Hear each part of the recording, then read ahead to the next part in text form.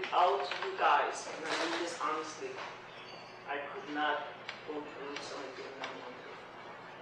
Thank you for your prayers. Thank you for here for me. Thank you for loving me the way you do. I have not enough time to say thanks. You know, God has blessed me so well.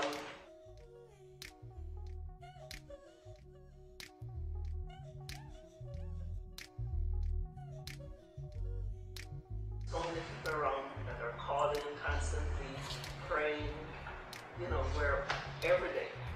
So thank you. Sharon, thank you, because every day she calls. Thank you. Thank you, Jamel, for thank you. 3 things I want to talk to you all about. It's about, one of them is about staying together, being supportive of each other.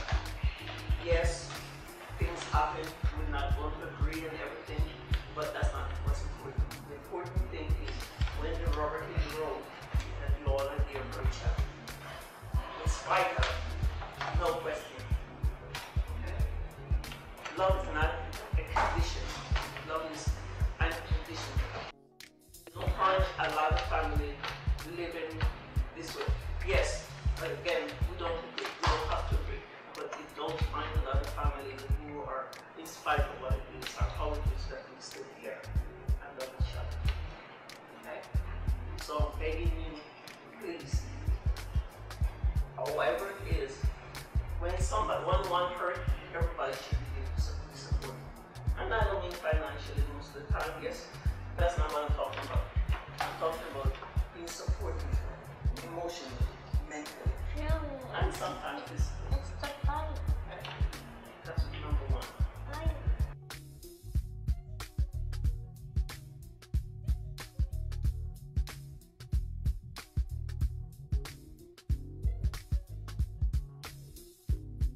Number two is, none of us are promised tomorrow. Not one of us. So the thing is yes, I'm sick, but who knows what can happen in another second. And God says again that you all have to be ready, or you have to look a certain way, or you have to be loving to each other before you can come. He said, come the way you are. He did not say clean up your act, he did not say all of that. He said, come the way you are. If he will accept you the way we are, then we have to learn to accept each other the way we are.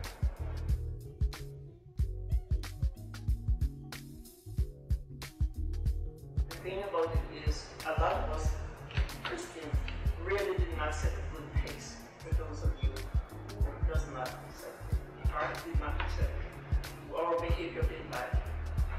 But at the end of it, you still can't say it has a purpose. You don't say, well, I didn't do it. You're going to come for yourself. Nobody can do it for you. Don't care how bad it is, you still have to say it for you.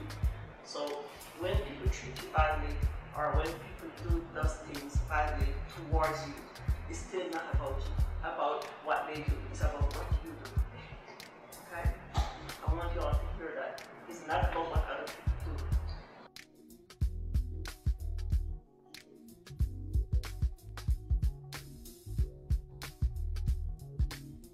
Don't let other people's bad behavior determine how you live. Please. When you stand in front of me, you're going to be uncomfortable. There's no excuse. There's only 2 forces in the world, good or bad. There's no in between. We may lie to ourselves and say there's in between. Oh, well, we can do it this way, or we can do it this way. No. It's either wrong or right. Most of us in here are done wrong. But at the same time, by God's grace and by His mercy and His love, He's still here saying to all of us, come. So no one of us have an excuse for not coming to Him. The reason why you go to church, and you go there and you find a place in the church to study your word and to find out what His purpose is for you. All of us are here for a reason. We did not come here just to take up space. And that's what most of us are doing. It's time for us to change our ways and accept Him. God goes from the youngest to the oldest.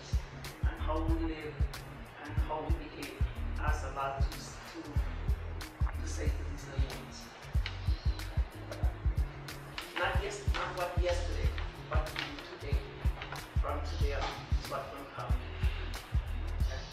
We have, it's our responsibility, every one of us in this room, responsibility to live under the children around as you're watching.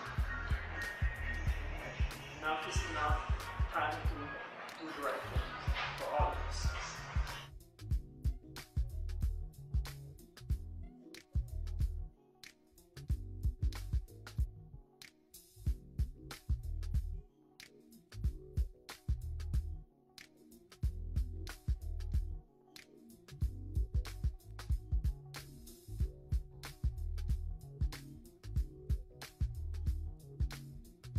Again, I'm emphasizing, please, for Christ's sake, stay together. Yes, we're not going to agree. Yes, we do. Some of us do things, everybody does things differently, and thank God for that. If everybody doing the same, having the same mindset and doing everything the same way, then what's the use of the world? I mean, the good thing about all of us are different insight, different thinking, different thoughts, but the ingredient that we all have, which is loving each other, being supportive of each other.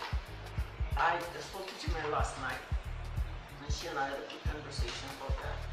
Once a year, we all get together. Once a year, we'll church. Next year, it could be in New Jersey. Next year, the other year could be here, in Atlanta, wherever. But once a year, we all get together. Those of you who live closer together, one of the things that you all do in New Jersey that I love a lot, and you all do in Atlanta that I like a lot, is that you all at least once a month or something, you all have dinner at somebody's house. And I love that. Okay? I like that a lot. It reminds me of King, like King used to do every Sunday. If I dare put on the pot in my fire at my house on Sunday, my father would come up and give me a beating. All of us had to go to his house. We didn't have to stay there. But the idea was to stay together. Scripture talks about the cord, one thread. It's easy to break one thread, but when you double the thread and then reinforce it in from different directions, it stays stronger. You can't break it.